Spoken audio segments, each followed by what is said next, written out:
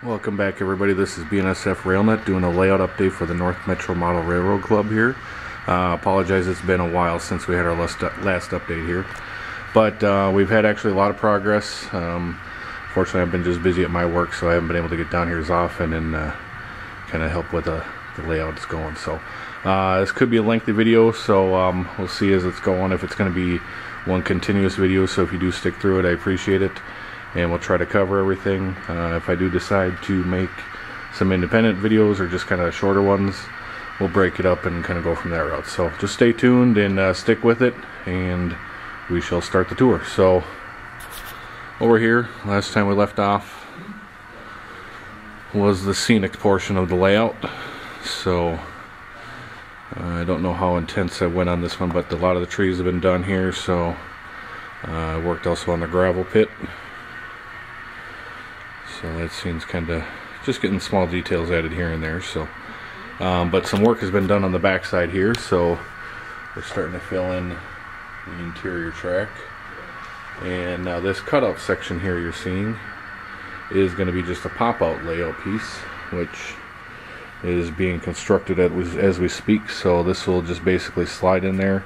The buildings I think will be put on here. I think there's from the committee work I've been seeing, they're talking like 6 or 7 buildings on there. So actually some of them will be N scale to do some forced perspective. So once it turns out, it should be a pretty nice scene. So so you got the quarry, Cattle River Bridge, and continuing on here, a little more final details we'll put into the lumber scene. So if you also follow us on the Facebook page, you'll see a lot of pictures updated kind of week by week versus just kind of staying around for the videos. So I try to get to them as quick as I can, but it takes a lot to get them uploaded and whatever, all that joy I put in there. So going to this area here, this wall has been added on. So, and then the panel has been installed. I apologize for not doing the actual videos like I promised on like the layout panel here, some more of the electronics, but when it starts to slow down, we'll try to kind of do some of those specific videos on here. So backside of Saunders and Boylston, getting some work done. And now we'll shoot over to the back of the quarry here. I'm going to stop the video here real quick and try to wipe that smudge off the camera. So you'll see me in a second.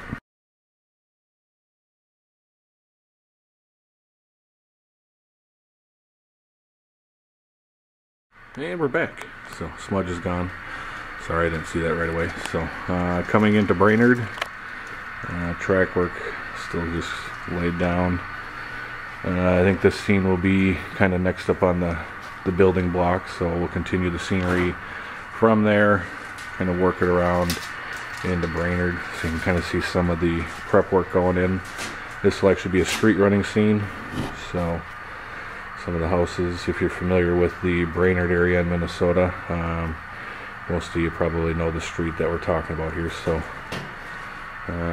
possible bridge crossing the tracks. Nothing too special with Brainerd here.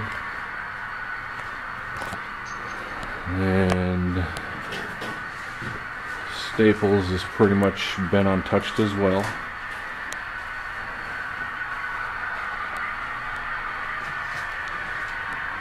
Again, the lower staging yards, and then as you're seeing these white sheets around here, we're going to start putting all the locomotives into the computer, entering the cars. So we'll start doing some kind of mock operations down here just to keep some of the guys going for that operation aspect.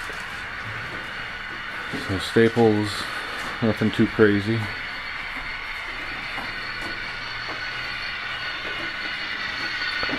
And you start to see some of the carts coming in.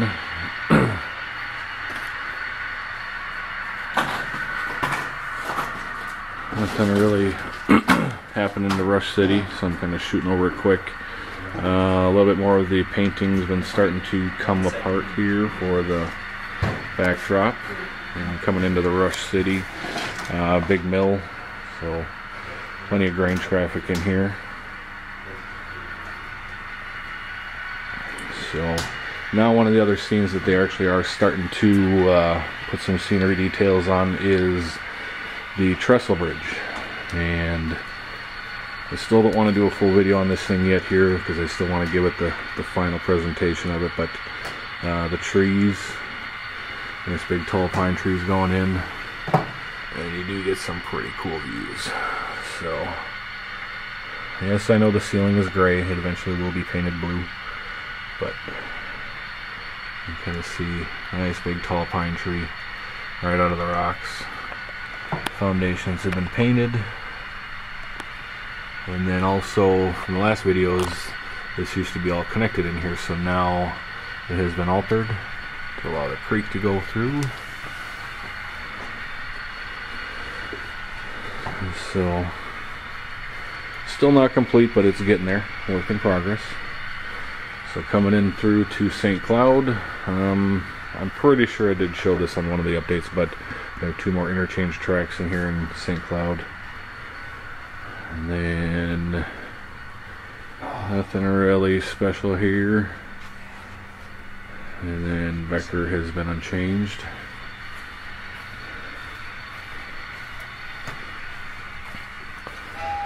So coming out of here, coming back into Becker again. And then on the lower level we have Cambridge again. Nothing too special has been done. Nothing actually really changed. One thing that has happened on the staple sub is we did put in one of the crossovers that was marked earlier, so the switches were actually cut in. Now it just needs the tie replacement, but that actually allows for the reversing moves of the North Star trains. Otherwise, when they were pulling out of the depot, they would actually have to go all the way to St. Cloud in order to get to the southbound track to run in. So we put that switch there, making that a little less distance traveled. So in real life, this actually is a single track portion of the layout, or the main line, and that's basically where North Star kind of pulls out. They have their own track, it's a stub end into the depot, and then they shove south to the city. So coming back around here, we're in Big Lake, entrance to the North Star. Now this is kind of the rough mock-up on the paint job here. It will be, you can kind of see the texture we're going for, so turned out really nice. And then unpainted, so that's actually the wash rack in the foreground, and then the diesel shops in the back. So that's kind of being worked on for the Big Lake area. So coming into Anoka, we got the scrap metal, and upper level is going to be Bethel, so you have ILS. The Coon Rapids North Star, basically this has been one of the station stops. And then I think that is the paint shop for the Bethel.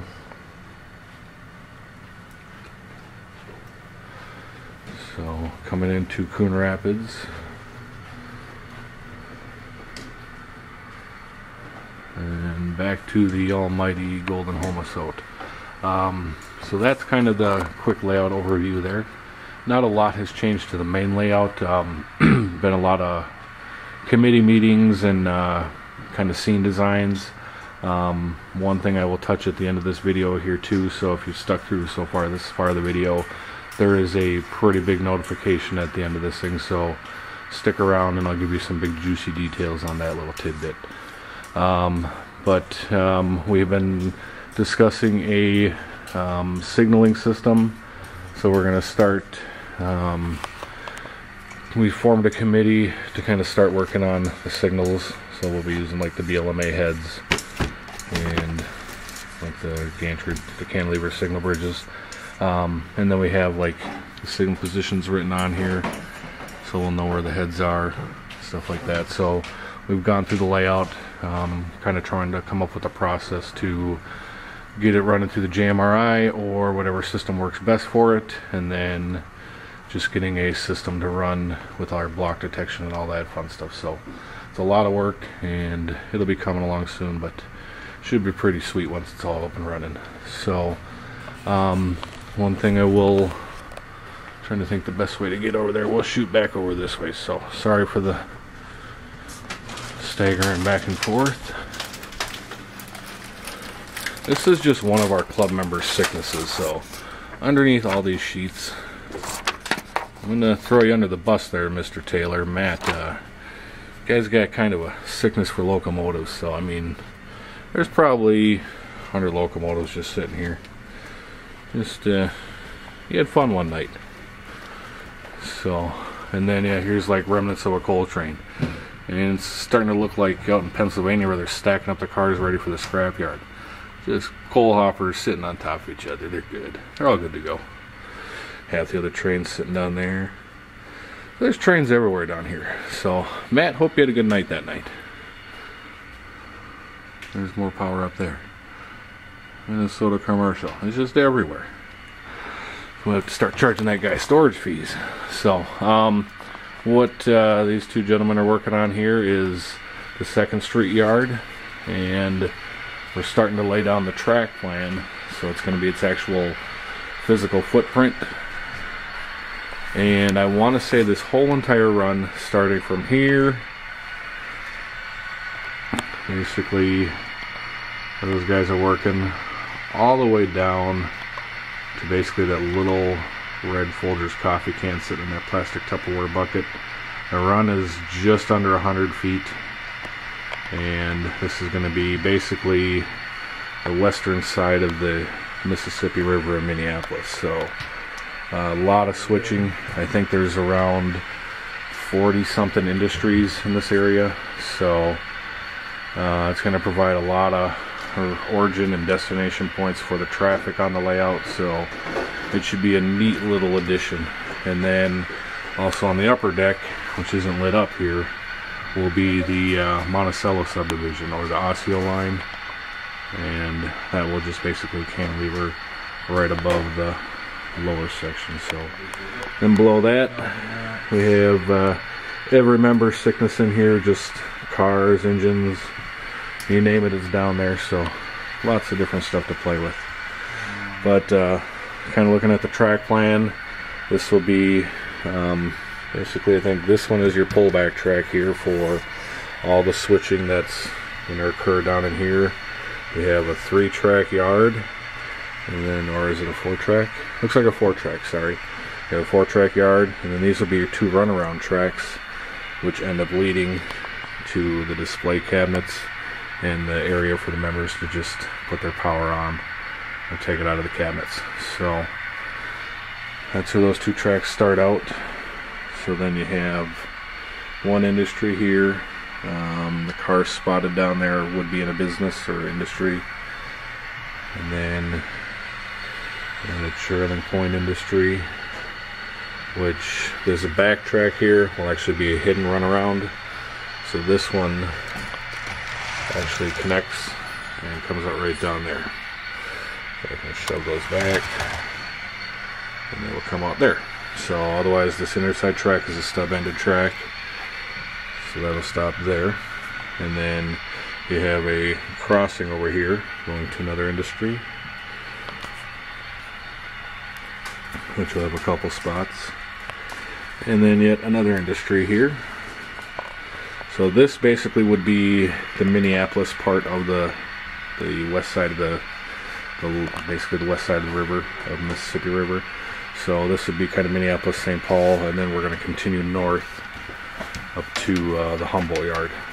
So got the bridge crossing, and then what they're doing is they're starting to lay in the rest of the tracks.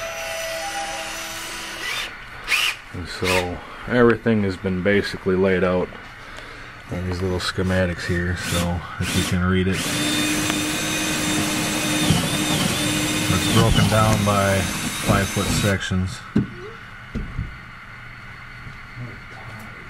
So then you look at that reference, and then you can flip through the book, and it'll actually have every 5 feet drawn out on the page, so you can lay these down.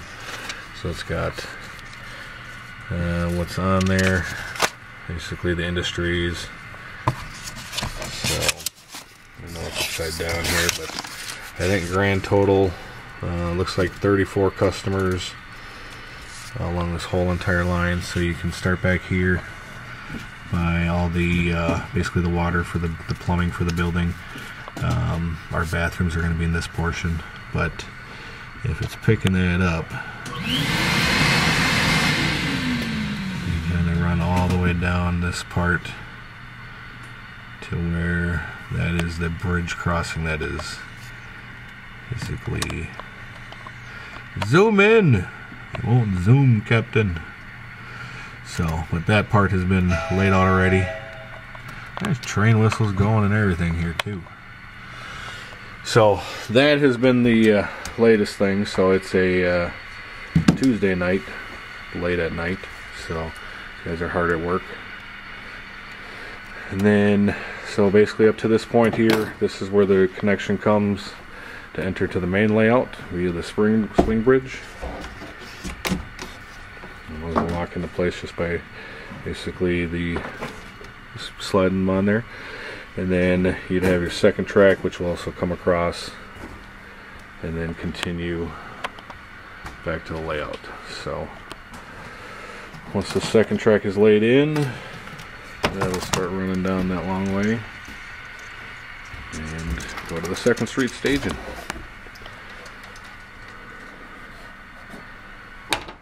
So now we will come back down here.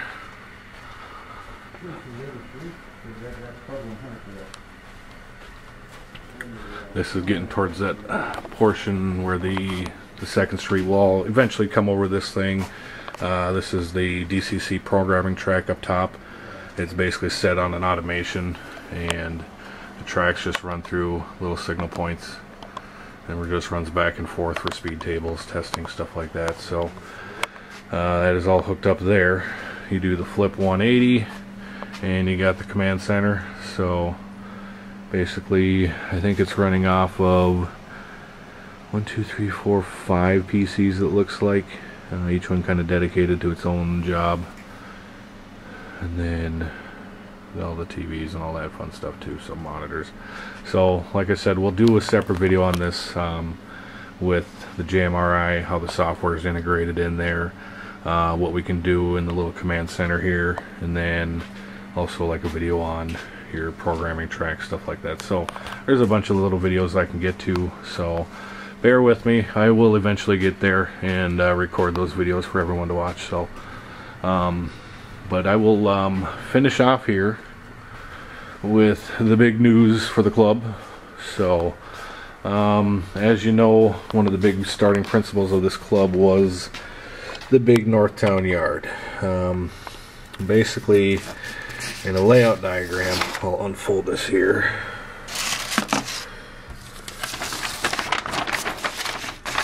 So basically the layout as it sits, what has been built is this portion. So that's what you're physically seeing on all the videos and updates and all that stuff. So what we did was we broke that into phase 1. So now phase 2 will be this big yard portion here, and then the Duluth piers.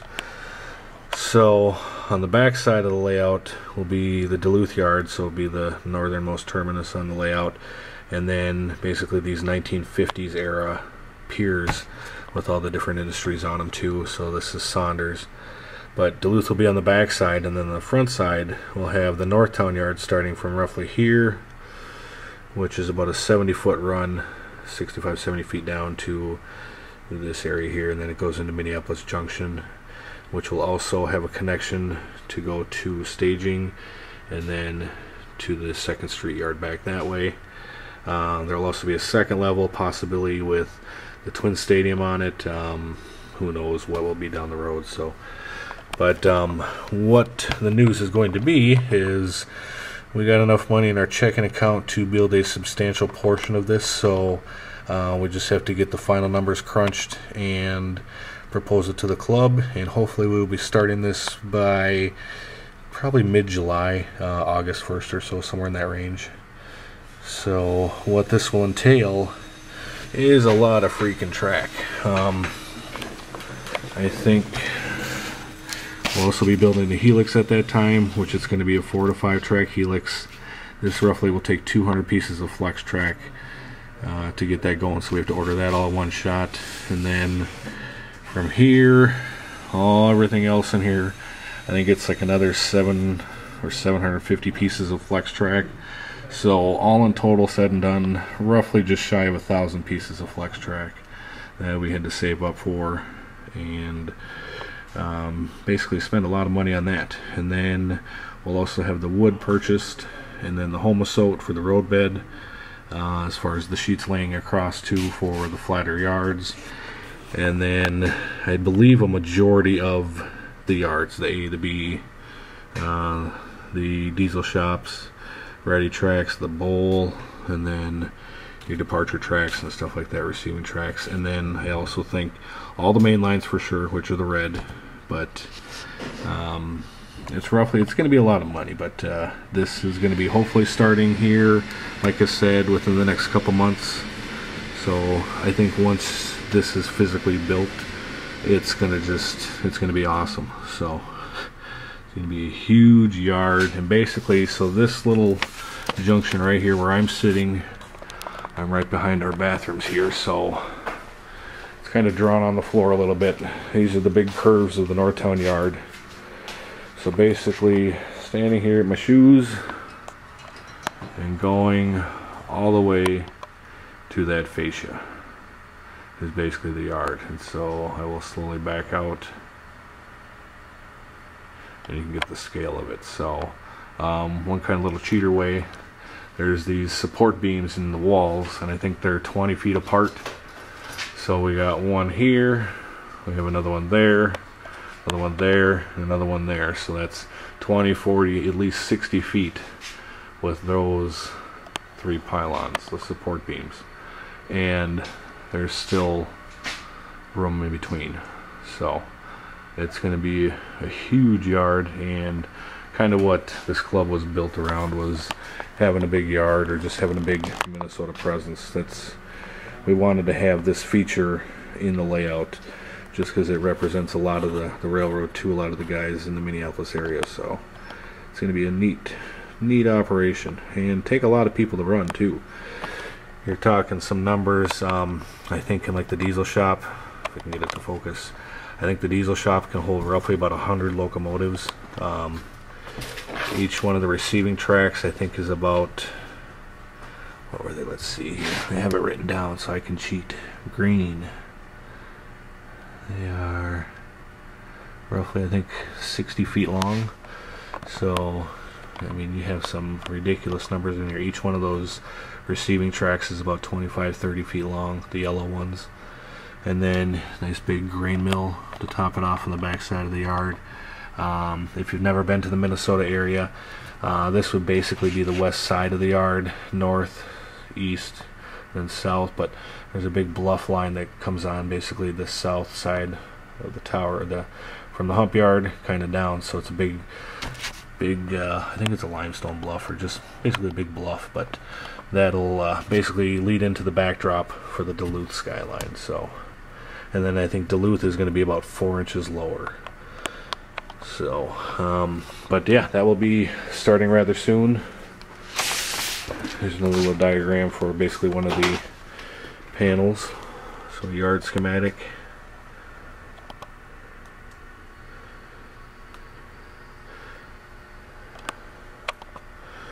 And if any of you guys out there have ever been in the yard or taken pictures of it and been to the area, you will see it's a pretty accurate representation of it. So a lot of time and process go into it to make it the best it can be. So did you want to talk about those things? You can. Alright, well my friend Jeff here is going to show you some of the software we use. This is the Tam Valley, and I will turn it over to him. So, what do we got here? We got the Tam Valley Quad LNS. The Super Quad can control up to 8 servos with the LocoNet on there. The board over here controls all the signals that they designed for us. This board was actually designed for us in a sense, and it can give us up to 24 signal heads, LEDs or incandescent. We're going to test it out, see what we can do. It's a very new product that we got exclusive for, so see what happens. So this may be coming to a hobby shop near you. So, and we've been working with Tam Valley really closely. One of our members, Jeff, that was just talking, he does work quite closely with the developers and like software engineers, stuff like that. So he's been going back and forth and kind of letting us get on this cutting edge stuff that I definitely got to make a video for, just to show you what this thing is fully capable of. So that's some of the stuff there. And then you got like workshop areas here. So, but eventually this hopefully should be gone in a month or so when we start the commencement of phase 2. So until then, I will try to make a few more videos here. I'll go back a little bit more into that Super Quad LN, and then we'll also touch base on, like I said, the programming track over here, and then the dispatch center, and then also along with all the software that we have on the computers, how they're driven, which each one does. You can do as far as like the dispatcher panel and shooting out to the Wi-Fi phones, the tablets to run the GMRI for the trains. So sorry for the long video here, but thanks for sticking through it, and we'll see you guys soon.